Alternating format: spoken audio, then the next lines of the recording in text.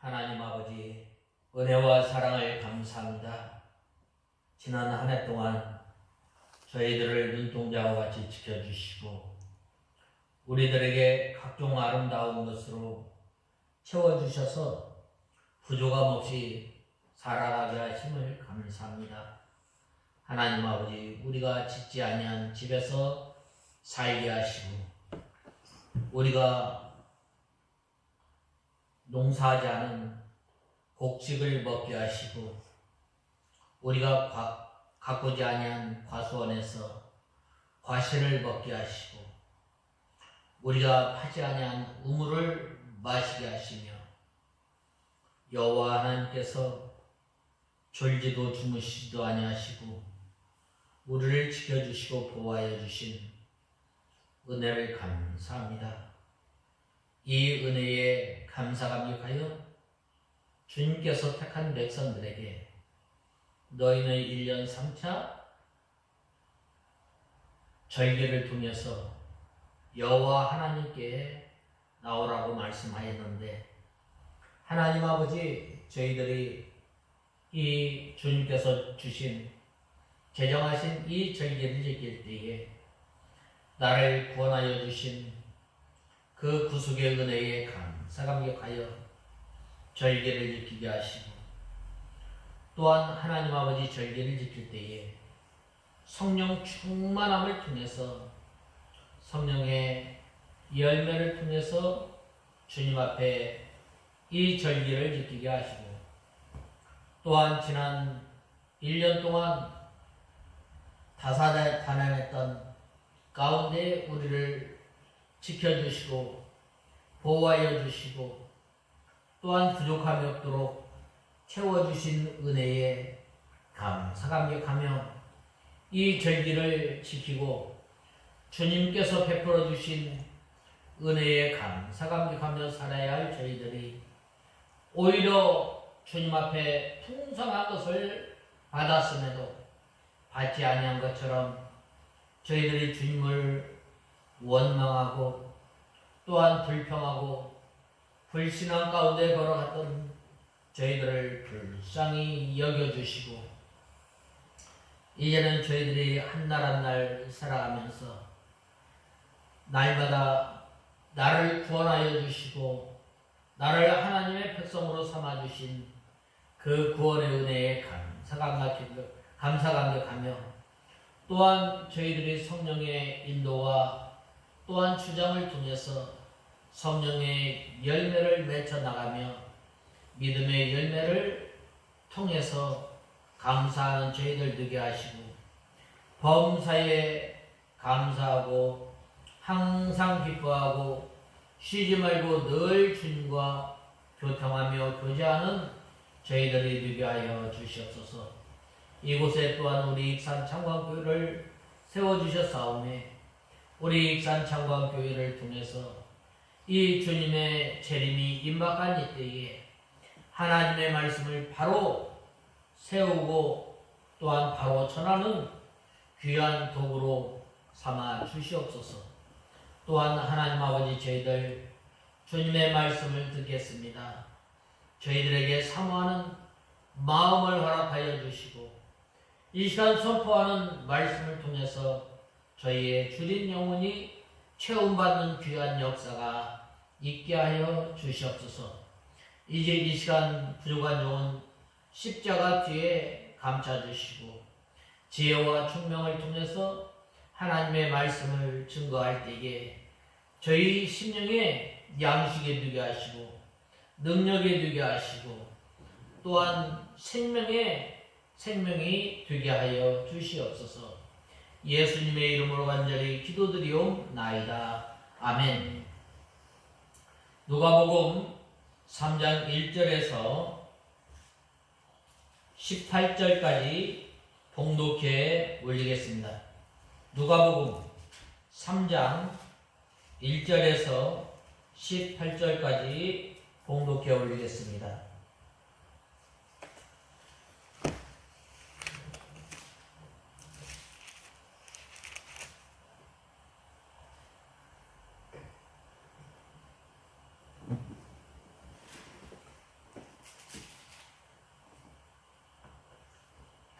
찾으신 줄 알고 봉독해 올리겠습니다. 디베리우스 황제가 다스린 지 15년 되던 해에 본디오 빌라도가 유대의 총독으로 헤롯이 갈릴리의 분봉왕으로 그의 형제 빌립이 이두레와 드라고니 지방의 분봉왕으로 루사니아가 아빌레네의 분봉왕으로 안나스와 가야바가 대제사장으로 있을 때에 하나님의 말씀이 광야에서 사가랴의 아들 요한에게 임하였다. 그는 요단 주변 온 지역을 다니면서 죄 용서를 위한 회개의 세례를 선포하였다. 그것은 선지자 이사야의 책에 기록된 것과 같았다. 광야에서 외치는 이의 소리가 있다. 너희는 주님의 길을 예비하고 그분의 좁은 길들을 걷게 하여라. 모든 골짜기가 메워지고 모든 산과 언덕이 낮아질 것이며 굽은 길이 곧아지고 험한 길이 평탄해질 것이니 모든 육체가 하나님의 구원을 볼 것이다. 요한은 자기에게 세례를 받으러 나오는 무리에게 말하였다. 독사의 자식들아, 누가 닥쳐올 진노를 피하라고 너희에게 알려주었느냐? 그러므로 회개에 합당한 열매들을 맺고 너희 스스로 아브라함이 우리 조상이다 라고 말하지 마라. 내가 너희에게 말하는데 하나님께서는 이 돌들로부터 아브라함의 자손을 일으키실 수 있기 때문이다. 이미 도끼가 나무의 뿌리에 놓였으니 좋은 열매를 맺지 않는 나무마다 찍혀 불 속에 던져진다. 그러자 무리가 묻기를 그러면 우리가 무엇을 해야 합니까? 하니 그들에게 대답하였다. 무릇 옷 2벌을 가진 자는 없는 자에게 나누어주고 먹을 것을 가진 자도 그렇게 하여라. 세리들도 세례를 받으러 와서 그에게 말하기를 선생님, 우리는 무엇을 해야 하겠습니까? 하니 그가 말하였다. 너희에게 정해진 것보다 더 많이 징수하지 마라. 군인들도 그에게 물어 말하기를 그러면 우리는 무엇을 해야 합니까?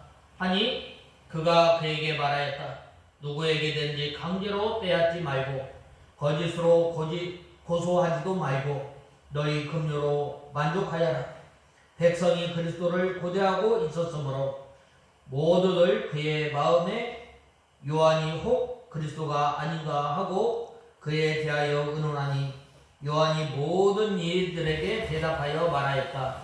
나는 너에게 물로 세례를 주지만 나보다 능력이 더 크신 분이 오시는데 나는 그분의 신발끈을 풀어드릴 자격도 없다.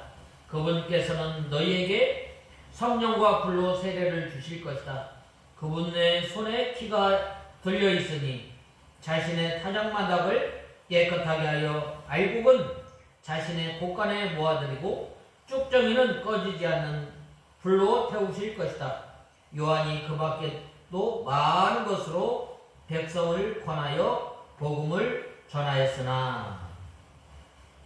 오늘 본 말씀 1절에서 18절에 보면 예수님보다 먼저 앞서서 세례 요한이 먼저 사역하였음을 보게 됩니다.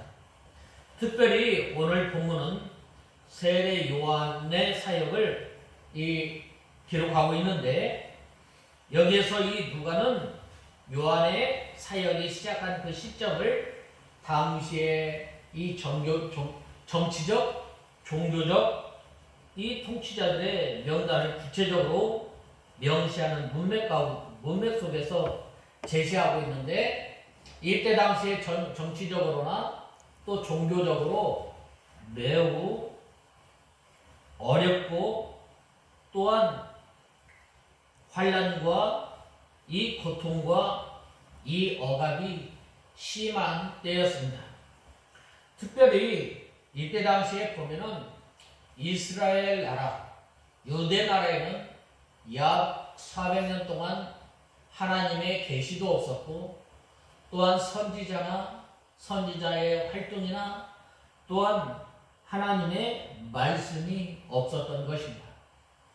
또 이제 이들이 이 예루살렘, 이 바벨론으로부터 이 예루살렘에 이제 다시 포로 귀환함으로 그들이 잠시 자유를 누렸지만 이 헬라 제국을 통해서 또 다시 이스라엘 나라가 이렇게 또 파사에 의해서 또 정복당하고 또 다른 나라로부터 지배를 받았던 때였습니다. 그러므로 이스라엘 백성들이 얼마나 하나님의 약속을 고대하며 또 장차 오실 예수 그리스도를 얼마나 기다리면서 사모했겠어요. 바로 그러한 가운데 하나님께서는 이 요한이라고 하는 사가랴의 아들 요한이라고 하는 이 선지자를 통해서 예수님보다 6개월 먼저 앞서서 이스라엘 백성들로 하여금 예수님을 받아들이기 좋은 마음으로 예수님을 맞이할 수 있도록 이렇게 먼저 사역을 하였던 것을 보게 됩니다. 이때 당시에 보면은 이제 헬라가 이스라엘 나라를 정복함으로 말미암아 이 이스라엘은 바로 이 마카비 이 제사장을 중심으로 해서 이 헬라 나라의 외부의 세력과 싸워서 독립전쟁을 하였던 거예요.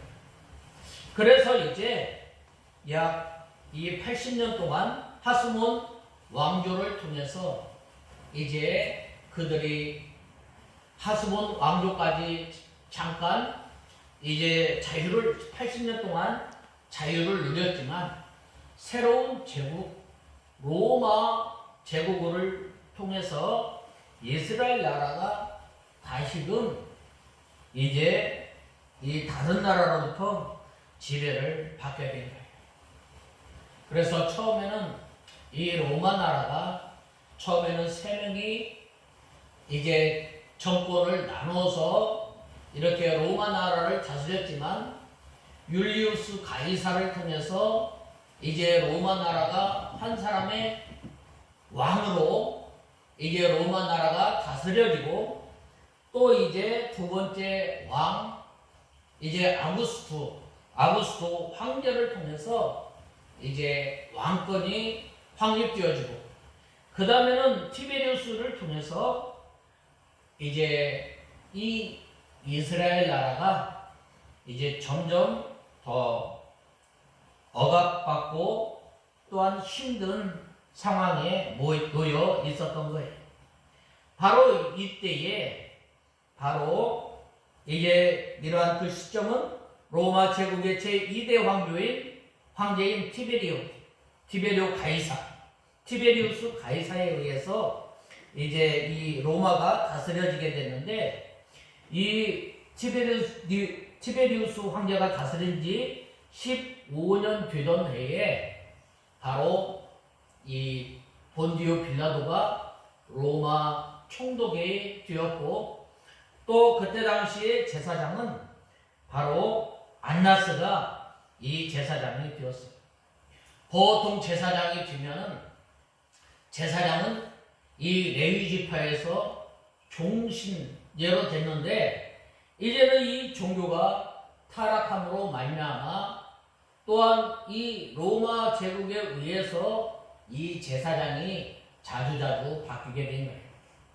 종교적으로 정치적으로 혼란한 이때에 어려움을 당하는 이때에 바로 경건한 믿음의 선진들은 다 동굴이나 또한 이 로마 지배로부터 벗어나서 이제 한 곳에 모여서 믿음 생활을 하게 되었던 거예요. 그러한 가운데 하나님께서 준비하고 택한 사람 세례 요한을 통해서 바로 이제 예수 그리스도의 오실 것을 예배하고 또한 소리로서의 사명을 감당하게 됐는데 오늘 그래서 저는 이 제목을 주의 길을 예배하라, 주의 길을 예배하라 라는 말씀을 통해서 우리가 살펴보고 은혜 받고자 합니다. 오늘 본 말씀 1절에서 2절에 보면 티베리우스 황제가 다스린 지 15년 되던 해에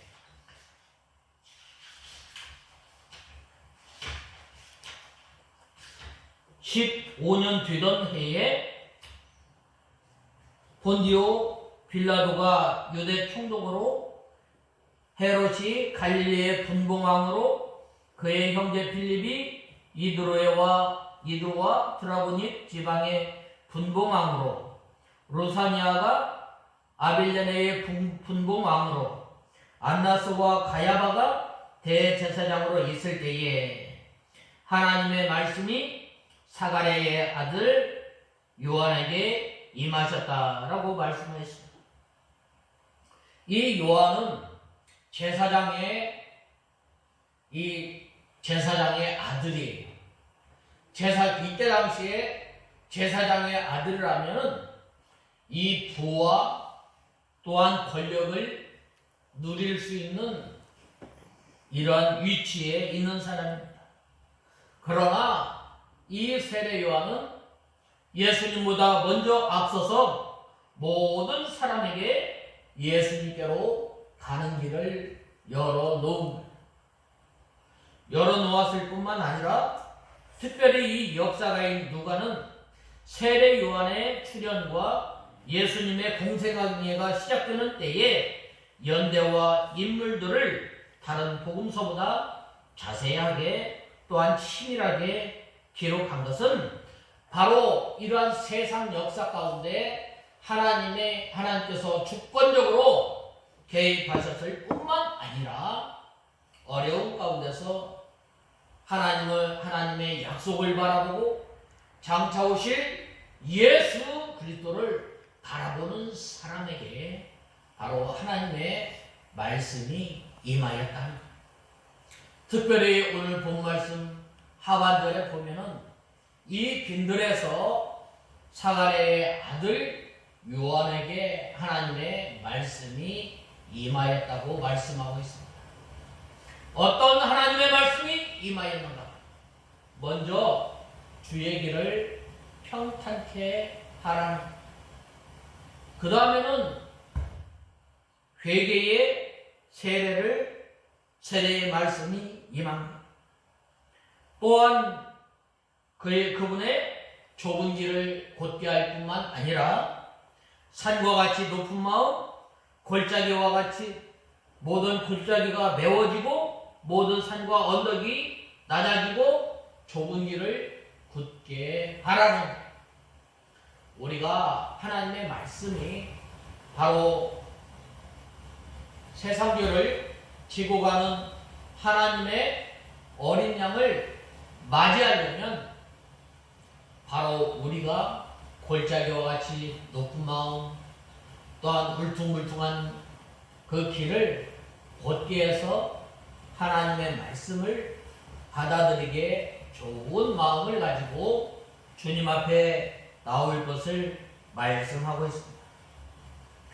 또한 이 회개에 합당한 열매를 맺을 것을 말씀하였습니다. 세례 요한이 이 이스라엘 백성들에게 회개에 합당한 열매를 맺으려면 어떤 경건한 시간을 가져서 이 회개에 합당한 열매를 맺는 것이 아니라 각 사람이 처해 있는 그 장소에서 하나님의 말씀을 순종하고 또한 자기가 순종하지 못한 그 하나님의 말씀을 붙들고 순종할 때에 하나님께서 기뻐하심을 말씀하고 있습니다. 그래서 저는 오늘 이 본 말씀을 통해서 은혜를 받고 또 이 주의 길을 예비하는 사람은 어떠한 사람인가? 우리가 살펴보고 은혜를 받고자 합니다. 그것은 먼저 첫 번째로는 하나님의 말씀이 빈들에서 임하였다고 했습니다. 이 빈들은 어떤 곳입니까? 빈들은 삭막한 곳입니다. 빈들은 아무것도 없는 곳입니다. 빈들은 어떤 곳입니까? 하나님과 나 사이에 만나는 거예요. 하나님과 나 사이에 만나는 장소가 바로 빈들이에요. 믿음의 선진들이. 이 야곱은 광야에서 하나님의 천사가 오르락내리락 하는 것을 보았고, 또 모세는 이 광야에서 시내산에서 바로 이 나무에서 이 불이 타는 그 광경을 보았고, 가시떨기 나무에서 불이 타는 것을 보았고, 또 오늘 본 말씀의 이 세례 요한은 바로 이 빈들에서 하나님의 말씀이 임하게 된 것을 보게 됩니다. 이렇게 이 중대한 이러한 그 사실을 기록함에 있어서 당시 배경과 연대들을 밝히 기록한 것은 필요 불가결한 일이에요. 디베리오 가이사 위에 있은 지 15대라고 했습니다. 디베리오 가이사는 가이사 아구스토의 뒤를 이어 로마의 황제가 된 사람. 우리가 2장에서 보면 예수님께서 태어나실 때에 그 황제가 누구예요? 가이사 아구스토예요. 가이사 아구스토라는 말은 존경받는 사람. 누구로부터? 원로원으로부터 존경받는 자예요. 그러나 그 뒤를 이어서 티베리우스가 이 왕이 된 것입니다. 그는 로마로 즉위한 때가 이 연대로 767년, 즉 AD 14년인데 그가 즉위하기 2년 전부터 섭정으로 정치를 하였으므로 그의 섭정된 때부터 15년이면 주 27년이 되는 거예요. 그러므로 세례 요한의 출현과 예수님의 공생의 시작이 주 27년이며 그의 예수님께서는 30세였다는 것이 보편적인 해석이에요. 그리고 이 본디오 빌라도가 유대 총독으로 왔다고 그랬습니다. 본디오 빌라도는 장차 예수님을 십자가에 못 박혀 죽인 사람입니다.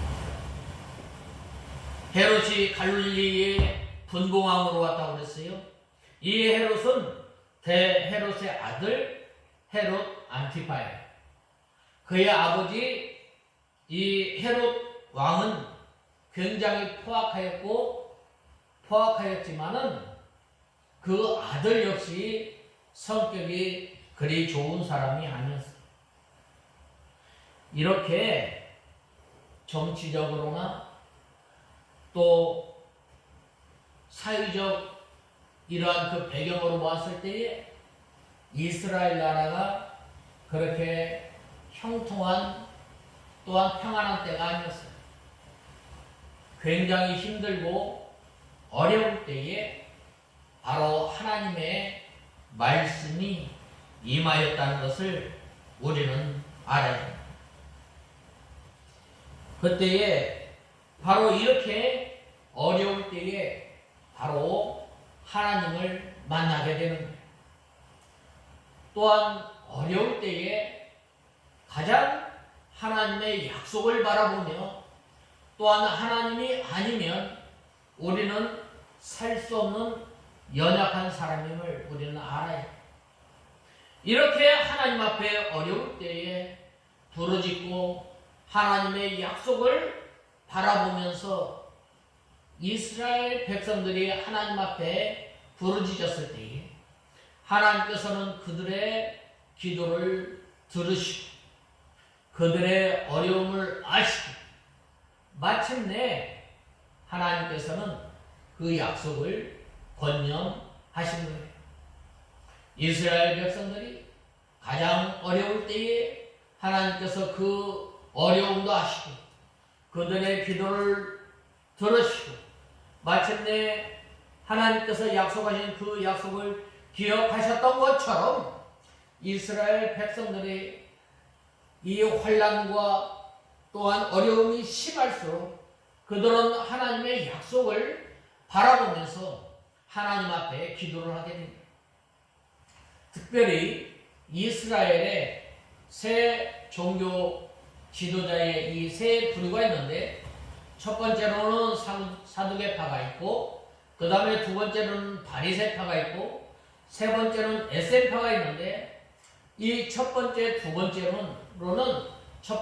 번째는 이 다른 나라 세력에 합하여서 그들이 이제 부와 또한 권력을 누리는가 하면은 경건한 사람, 에셈파 사람들은 이제 국난이나 이 동굴 생활을 하면서 그들은 하나님의 약속을 바라보면서 공동 생활을 하고 아주 엄격하게 하나님을 잘 섬겼던 거예요. 바로 그런 사람들을 통해서 이 세례 요한이 그러한 사람들에게 하나님의 말씀이 임하였고 또 특별히 세례 요한에게 하나님의 말씀이 임하였던 거예요. 오늘날도 우리가 이 세상에 살면서 우리가 평안하고 안전하다 할 그때에 우리는 또한 하나님의 심판을 장차 오실 예수 그리스도를 바라보면서 믿음 생활하는 저와 여러분이 되어야 합니다. 우리가 항상 믿음 생활할 때 상하고 통회하는 마음을 가지고 늘 주님 앞에 나가는 저와 여러분이 되어야 합니다. 바로 그러한 사람에게 하나님의 말씀이 임하게 됩니다. 어떠한 말씀이 임하게 되었는가? 바로 그것은 3절에서 보면은 죄 사함을 얻게 하는 회개의 세례를 전하니라고 말씀하셨습니다. 죄 사함을 받는 회개의 세례는 바로 요한의 세례는 죄인을 예수 그리스도께로 인도하기 위함이에요. 구약시대에도 역시 이 씻어서 정결케 하는 정결 예식이 있었던 거예요. 그래서 우슬초를 담궈서 부정한 그 물건에게, 부정한 사람에게 이게 찍어서 이렇게 씻는 그 의식을 통해서 이 사람이 정결하게 되는데 바로 이 세례 요한이 전한 그 세례가 회개케 하는 세례. 하나님께서 왜 율법을 주셨어요? 나는 죄인입니다. 나는 연약한 사람입니다. 나는 하나님의 은혜가 아니면 하나님 앞에 감히 나올 수 없는 죄인입니다.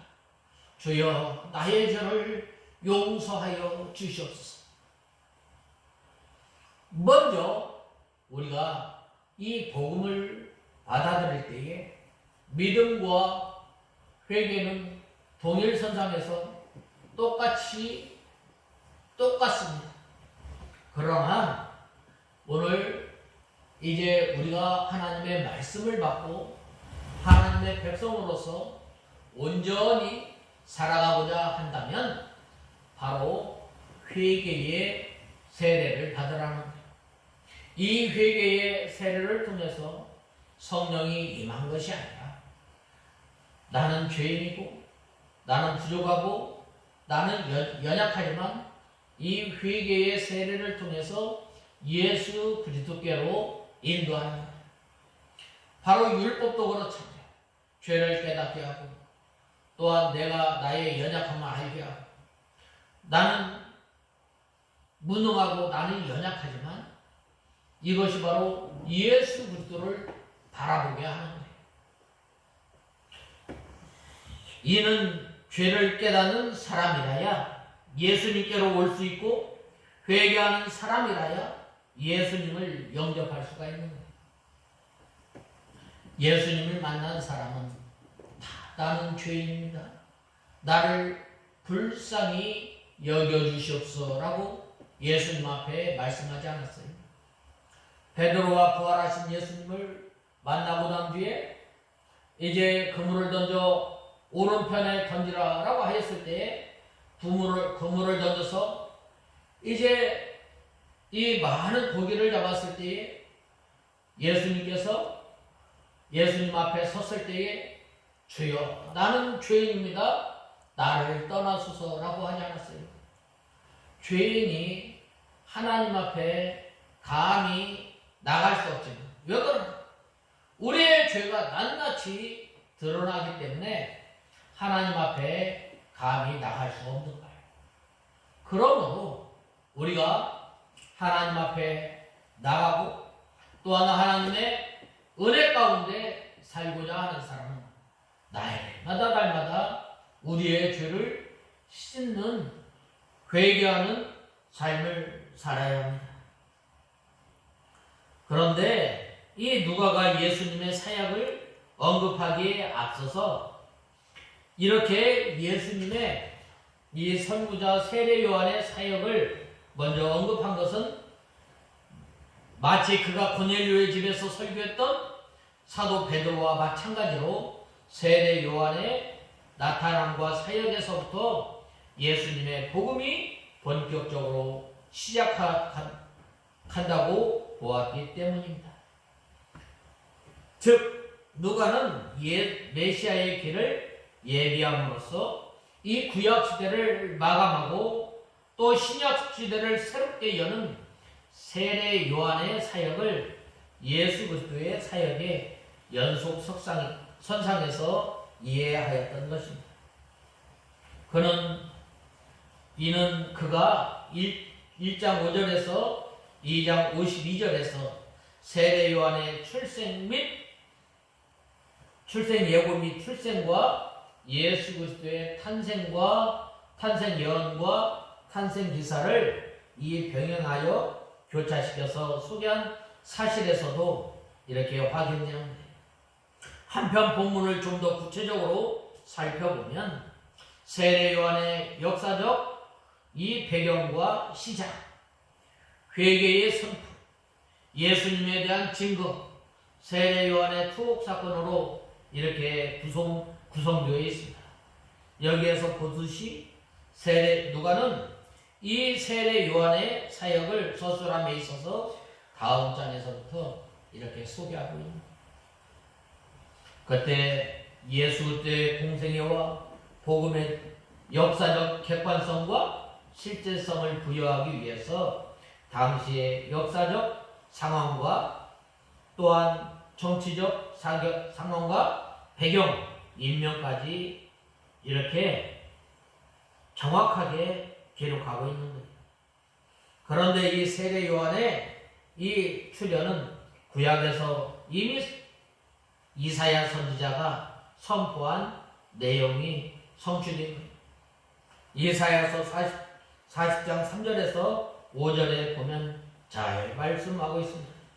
그의 사역은 백성들로 하여금 이렇게 죄를 각성하고 회개함으로 메시아를 맞이할 준비를 하게 하는 것과 또 그 메시아를 소개하고 있는 거예요.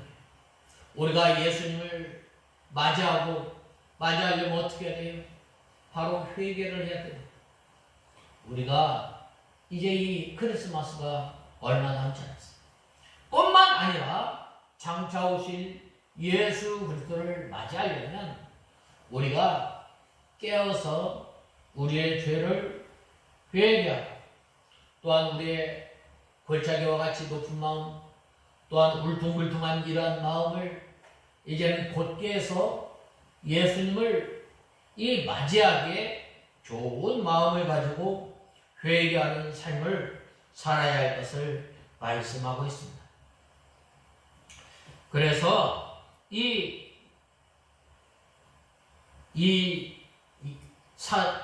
세례 요한의 사역과 관련해서 메시아의 선구자요 말라기에 예언한 구약시대의 마지막 선지자로서의 그의 외침을 살펴보면 다음과 같이 세 부분으로 나눌 수가 있습니다. 첫 부분은 7절에서 9절 그의 행함을 동반된 참된 회개 없이 물세례만을 받는 것은 무익하다는 사실을 경고하고 있는 것입니다. 유대인들은 그들이 아브라함의 자손이라고 말을 하였을 때에 이 돌들로도 아브라함의 자손으로 삼는다고 말을 하였던 것입니다. 또한 구원의 조건은 외적인 것에 있지 아니하고 내적인 것에 있음을 강조하고 진정한 회개를 통한 삶의 변화를 촉구하고 있는 것입니다. 두 번째로는 10절에서 14절에 보면 누가만이 독특하게 기록하는 이 내용으로 구체적인 이 생활 윤리에 대해서 말씀하였습니다. 이 교훈은 부유하고 권력을 가진 사람들에게 주어진 것인데 가난하고 억눌린 사람을 돕고 동정하며 정직하게 살아갈 것을 권면한 것입니다. 이것은 가난한 자와 소외된 사람에 대해서 누가의 깊은 이해와 또 관심을 반영하는 것입니다. 세 번째 부분은 15절에서 17절에 보면 세례 요한의 가장 선포 중 가장 핵심적인 것으로 그 뒤에 오실 메시아에 대해서 소개하고 있는 거예요. 이렇게 이 세례 요한이 이 회개의 세례를 선포하고 또한 예수님에 대해서 정확하게 예수님에 대해서 증거한 것입니다. 누가는 시기적으로 훨씬 뒤에 발생했던 사건인 세례 요한의 이 투옥 사건을 본 단락을 앞당겨서 기록하고 있는데 이는 다음 단락에서 나올 예수 그리스도의 출현으로 말미암아 세례 요한의 사역이 마감하고 또 복음의 핵심이 세례 요한에게서 예수님에게로 옮겨가게 되었음을 강조하기 위함이었습니다. 이제는 이 세례 요한의 사역과 관련해서 기록하고 있는 본문의 내용은 우리에게 어떤 가르침을 주고 있어요? 바로 그것은 제3절에 보면 이 세례 요한의 사역하는 모습이에요.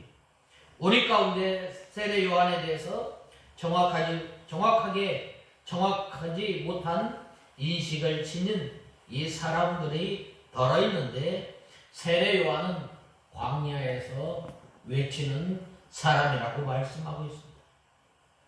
광야에서 회개만 외치기만 하고 사람들이 세례 요한에게 몰려든 것으로 생각하는 사람들이 많이 있지만 그러나 세례 요한은 오늘 본문에 보면 이 갈릴리 지역을 돌아다니면서 하나님의 말씀을 증거한 것을 보게 됩니다. 세례 요한이 이 회개의 세례를 전하였을 때 때를 얻든지 못 얻든지 부지런히 돌아다니면서 이 복음을 전하였던 것처럼 회개의 세례를 전하였던 것처럼 우리가 우리의 삶 가운데서 때를 얻든지 못 얻든지 우리가 복음을 전하는 삶을 사는 우리가 다 되어야 하겠습니다. 그 다음에는 이제 4절에서 6절에 보면 모든 육체가 하나님의 구원하심을 보리라 함과 같으니라고 하였습니다. 세례 요한은 특별히 이 4절에서 6절까지는 세례 요한에 대한 이사야 선지자가 예언한 말씀을 인용해서 세례 요한에 대해서 증거하였습니다. 광야에 외치는 자, 외치는 소리. 이 세례 요한은 자기 자신에 대해서 바로 알았단 말이에요. 그것은 바로 외치는 자의 소리라고 하였습니다. 광야에서 외쳤다라는 것은 바로 이 하나님의 말씀, 하나님의 약속을 간절히 사모하고 또한 소망하는 그러한 사람들에게 하나님의 말씀이 선포되었을 때에 그들이 바로 이 말씀을 듣고 그들이 회개하고 또한 예수님을 영접하게 됨을 보게 됩니다. 소리는 이 말씀을 나타내고 없어지는 거예요. 그와 같이 이 세례 요한은 말씀 되시는 이 예수님을 나타내시고 자신은 없어지는 소리의 위치임을 알았던. 그래서 그는 흥하여야 하고 나는 쇠하여야 하리라. 그는 나는 그의 신들매를 들 자격도 없다라고 말씀하고 있습니다. 그러므로 그리스도의 모든 종들은 예수 그리스도만 나타내고 자신은 없어져서 보이지 않는 사람이 되어야 합니다. 말씀을 전하는 사람이 자기를 나타내게 되면 말씀이 가리워지고 하나님께 돌려야 할 그 영광이 가리워지기 때문입니다. 그러므로 우리가 하나님의 말씀을 전하는 사람이 자기를 나타내게 되면 하나님의 말씀이 가리워지고 하나님께 돌려야 할 영광을 도적질하는 사람이 되는 거예요. 그러므로 하나님께서 요한을 보낸 것은 이 주의 길을 예배에서 첩경을 평탄하게 되는 이 세례 요한을 통해서 바로 예수님께서 사역하시기 좋게 만든 거예요. 먼저 그들이 세례 요한이 이 회개의 세례를 외침으로 말미암아 장차 예수님께서 오셔서 사역하실 때에 그들이 하나님의 말씀을 듣고 회개하고 예수님을 나의 주 나의 하나님으로 믿게끔 한 거예요. 전에 이스라엘 백성들이 높은 산과 같이 울퉁불퉁하고 또한 골짜기가 메워지고 울퉁불퉁한 그 길을 이제 평탄케 해서 하나님의 말씀을 받기에 좋은 마음을 가졌던 것처럼 그들이 예수님 앞에 나올 때에 상하고 통회하는 심령으로 나왔을 때에 하나님의 말씀을 받았을 때에 시간은 가는 줄을 몰랐던 거예요.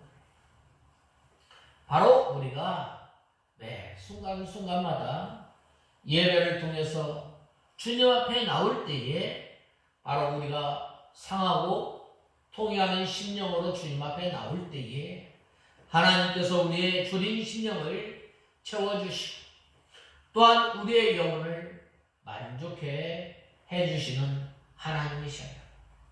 그러므로 이 세례 요한이 오늘 이렇게 하나님의 말씀을 통해서 주의 길을 예비하는 사람으로서의 삶을 살았는데 그가 이제는 이 광야에 외치는 자의 소리로서 삶을 살았던 것처럼 우리의 삶이 이러한 광야에서 외치는 하나님의 말씀을 전하는 소리로서 삶을 사는 우리가 다 되어야 하겠습니다.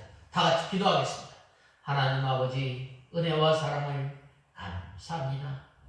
저희들이 무엇이간데 하나님께서 저희들을 자녀로 삼아주시고 또한 이제 회개하여 예수 그리스도의 귀한 복음을 믿게 하시고 이제는 저희들이 소리로서의 삶을 사는 저희의 삶이 되게 하여 주시옵소서. 예수님의 이름으로 간절히 기도드리옵나이다. 아멘.